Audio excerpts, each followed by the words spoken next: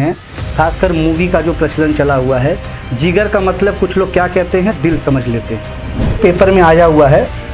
अब आप कहोगे सर ये आंतरिक शब्द हमने क्यों लगाया? सबसे ज़्यादा पूछे जाने वाला प्रश्न है। यहाँ मैंने कट लगाया, खून बहेगा थोड़ी देर बाद बंद हो जाएगा। प्रेशर बहुत इंपॉर्टेंट है, मोस्ट इंपॉर्टेंट, पेपर में बहुत बार ये पूछा जा चुका है। तभी हम विस्तृत चर्चा करेंगे, ठीक?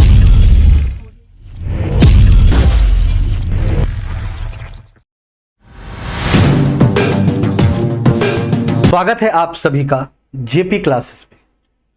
आप देखना शुरू कर चुके हैं आज का ज्ञान, जिसमें हम सुशांत पांडे लेकर आए हैं आप सभी के लिए यकृत से संबंधित कुछ महत्वपूर्ण जानकारियां, जो आपके दैनिक जीवन से लेकर आपके प्रतियोगी परीक्षाओं तक के लिए बहुत ही महत्वपूर्ण रहेगी। तो आइए शुरू करते हैं। यहां आप देख रहे हैं एक आपके पीछे एक इमेज बनी है, जिसमें हम फोकस करना चाह रहे हैं लीवर को। ठीक है, लीवर माने यकृत कहते हैं, जिगर कहते हैं।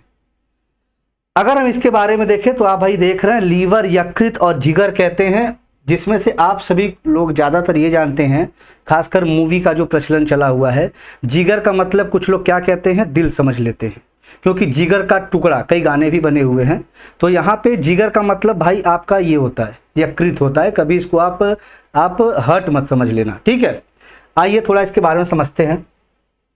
अगर हम बात करें भाई आपके लीवर की, लोकेशन आपको मैंने अभी एक इमेज के माध्यम से दिखाया, और यहाँ भी आप ये देख सकते हैं, ठीक है, यहाँ आपका लोकेशन। तो आपको ये कैसा दिख रहा है?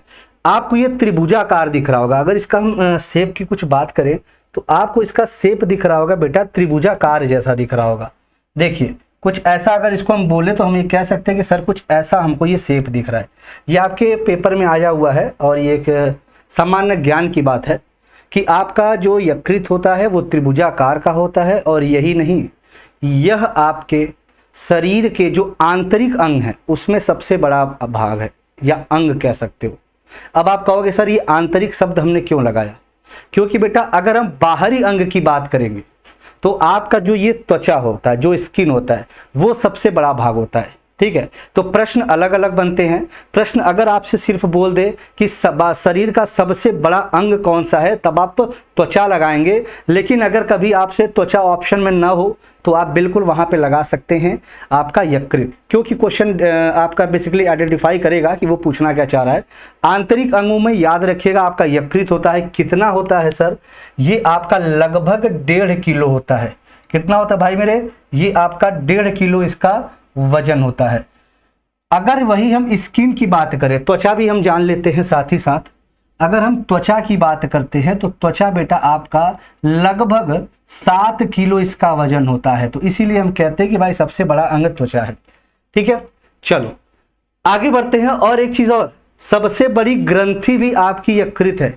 ये सबसे ज्यादा पूछे जाने वाला प्रश्न है। सबसे बड़ी ग्रंथि पूछा जाए तो आप लीवर ही लगाएंगे, ठीक है। चलिए आगे बढ़ते हैं। जब अलग अलग न पूछे, ठीक है, उसकी हम अलग से चर्चा करेंगे। अभी हम स्पेसिफिक, हम आज यकृत के बारे में देख रहे हैं, ठीक है। ये सीरीज आपकी कंटिन्यू रहेगी, आपको रोज कुछ अच्छे अच्छे ज्ञान जरूर मिलते रहेंगे। तो कुछ इसके प्रमुख क्रियाएं देखते हैं, कुछ फंक्शंस देखते हैं। सबसे पहला जो आपको फंक्शन दिख रहा है वो आपको दिख रहा होगा, बहुत ही प्यारा फंक्शन भाई मेरे। सबसे पहला दिख रहा है पित्त का उत्पादन। पित्त का उत्पादन भाई देखो, जो हमारा लीवर है, ठीक है, लीवर आपका रिलीज करता है, आपका निकालता है क्या भैया? पित्त रस। पित्त रस क्या है भाई? पित्त रस आप सभी को पता है, देखा होगा कि आपको पीलिया हो गई। बोला जाता है कि भाई लीवर की जो है खराबी के कारण देखने को मिल रहा है। बिल्कुल, क्योंकि क्या होता है, जो पित्त रस होता है वो ज्यादा निकलने लगता है। जब पित्त रस ज्यादा निकल रहा है तो भाई, और ज्यादा तो ठीक है, उसमें आपके एक पिगमेंट होता है आपका बिलुर्बिन। बहुत अच्छा नाम सुनने में आ रहा होगा आपको, बिलुर्बिन, ठीक है। बिलुर्बिन पीला रंग प्रदान करता है, बिलुवर्डिन हरा रंग प्रदान करता है। तो भाई ये बिलुर्बिन जो होता है, उसी से आपको जब अधिकता उसकी होती है तो पीलिया हो जाता है, जिसे जॉन्डिस कहते हैं हम लोग, ठीक है। दूसरी चीज कि सर ये जो आपका लीवर होता है, आपका उत्पादन तो किया, पित्त का उत्पादन कर दिया, अब ये जाके जमा कहाँ होता है ये मैं मेंशन कर देता हूं। पित्त भाई मेरे आपके जाके जमा होता है कहां पे? आपके पित्ताशय। अब पित्ताशय क्या भाई? ठीक है, पित्ताशय क्या है? अब आप कहेंगे सर पित्ताशय का मतलब होता है गॉल ब्लैडर, ठीक है, ये जाके गॉल ब्लैडर में आपका जमा होता है, ठीक है, आपको फैट का वसा का पायसीकरण कराने में सहायक होता है। यहाँ मैं लिख देता हूँ कुछ पॉइंट, ठीक है, वसा का पायसीकरण कराता है मतलब छोटे छोटे टुकड़ों में तोड़ने का कार्य करता है, ये याद रखिएगा। दूसरा अगर हम देखें, एक लाइन आप देख रहे हैं ग्लाइकोजेनोलिसिस। ग्लाइकोजेनोलिसिस का मतलब क्या होता है? जो आपका भाई आपने ग्लूकोज खाया, इंसुलिन की मदद से लीवर में जाके आप स्टोर करते हो, यकृत में इकट्ठा करते हो, ठीक है, मतलब आपने इकट्ठा कर लिया। अब आप मान लो व्रत हो, व्रत में भाई एनर्जी कहाँ से मिलेगी, ठीक है, या मान लो कहीं ऐसी जगह हो बहुत देर तक आपको कोई खाने पीने की चीज नहीं मिली, तो अब आपको एनर्जी कैसे मिलेगी? तो इसी प्रोसेस के द्वारा ग्लाइकोजेनोलिसिस, इसमें क्या होगा, आपका जो ये ग्लाइकोजेन होगा, ठीक है, आपका जो ग्लाइकोजेन होगा ये आपके ग्लूकोज में जाके टूट जाता है, ठीक है, ये प्रक्रिया देख सकते हैं आप। तीसरी हम देखते हैं रक्त में अमीनो अम्ल का विनियमन। हमारे शरीर में जो अमीनो एसिड्स का जो रेगुलेशन होता है वो ये ध्यान देता है आपका। अब आपको ये पता है कि अमीनो एसिड, अगर 20 अमीनो एसिड्स को लेते हैं तो हम एक आपके प्रोटीन का निर्माण करते हैं। प्रोटीन के निर्माण में 20 अमीनो अम्ल की आवश्यकता होती है, 10 आपकी ऐच्छिक होती हैं और 10 अनैच्छिक होती हैं, ठीक है, या ऐसे कह लो ऐच्छिक अनैच्छिक से और अच्छा ले लो कि आपकी भैया 10 आवश्यक होती हैं और 10 अनावश्यक होती हैं। जो आवश्यक होंगी वो आपको बाहर से लेने पड़ेंगे, जो अनावश्यक होंगे वो आपके शरीर में खुद बनेंगे, ठीक है। चलिए अगला पॉइंट हम देखते हैं। अगला पॉइंट बहुत ही प्यारा पॉइंट है। अगला पॉइंट कहता है हिपेरिन और फाइब्रिनोजेन प्रोटीन का उत्पादन। आपने सुना होगा कि जो हिपेरिन होता है, इसे क्वेश्चन आपने बहुत पढ़ा होगा और ये बेसिक जानकारी भी कि भाई कभी ऐसा सोचा कि अगर हम बाहर की तरफ काट दें तो देखो खून थोड़ी देर बाद आपका मतलब बहेगा, फिर थोड़ी देर बाद बंद हो जाता है, लेकिन हमारे शरीर में, पूरे शरीर में तो रक्त का संचार हो रहा है। जब रक्त का संचार हो रहा है तो उस केस में क्या होता है भाई मेरे, रक्त जमता नहीं है। रक्त क्यों नहीं जमता है हमारे शरीर के अंदर? सर हिपेरिन के कारण।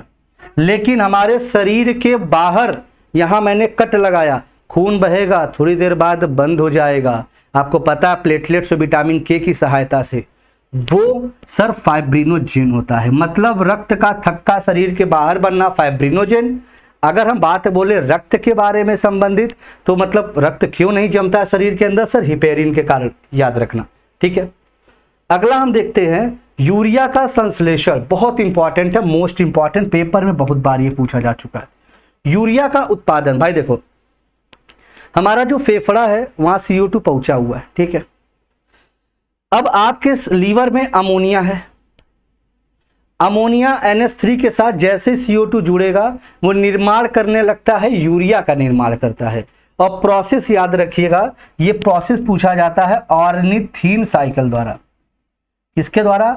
ऑर्निथीन साइकिल द्वारा ये निर्माण करता है। ये याद रख लीजिएगा, पूछा गया सीधा क्वेश्चन कि हमारा जो लीवर है जो यूरिया का निर्माण करता है किस प्रक्रिया द्वारा करता है? तो सर ऑर्निथीन साइकिल द्वारा करता है। अगर उसके आगे बढ़े और आपसे ये देखें last topic, vitamin A, D, E, K का संचय।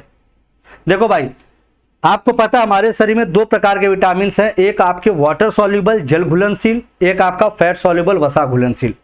वाटर सॉल्युबल सभी याद करने का तरीका मैंने बताया था, WBC, water soluble B and C, ये आपके यूरिन के माध्यम से बाहर निकल जाते हैं, तो ये तो स्टोरेज का कोई बात ही नहीं इनका। लेकिन ADEK का संचय आपके शरीर में होता है। ये आपके फैट सॉल्युबल विटामिन है, ये आपके फैट को घुलाने के लिए बड़ा इंपॉर्टेंट होते हैं और ये आपके शरीर में इनके आपके मतलब आ जाके संचित होते हैं, स्टोर होते हैं। ये रहे कुछ आपके तथ्य, ठीक है। कुछ अगर तथ्य में देखें तो भाई हम जो जहरीले पदार्थों का शरीर से बाहर निकालने का काम भी लीवर का होता है। लीवर से संबंधित बीमारी देखें तो सिरोसिस होती है, ठीक है। तो ये सभी हम विस्तृत चर्चा करेंगे, ठीक है। जब हम सफर मंजिल 100 लेकर आएंगे उसमें हम विस्तृत चर्चा करेंगे। यहाँ पे एक कम समय में आपको एक तगड़ा वाला ज्ञान जिसे कहते हैं ना, जिसे आज का ज्ञान, वो देना हमारा लक्ष्य है। तो बिल्कुल इसी तरह बने रहिए हमारे साथ, खूब स्वस्थ रहिए, खूब अच्छे से रहिए और बिल्कुल मिलते हैं फिर नेक्स्ट सेशन में। तब तक के लिए आप सभी को बहुत बहुत धन्यवाद। अगले शो में फिर मिलते हैं। Bye bye, thank you.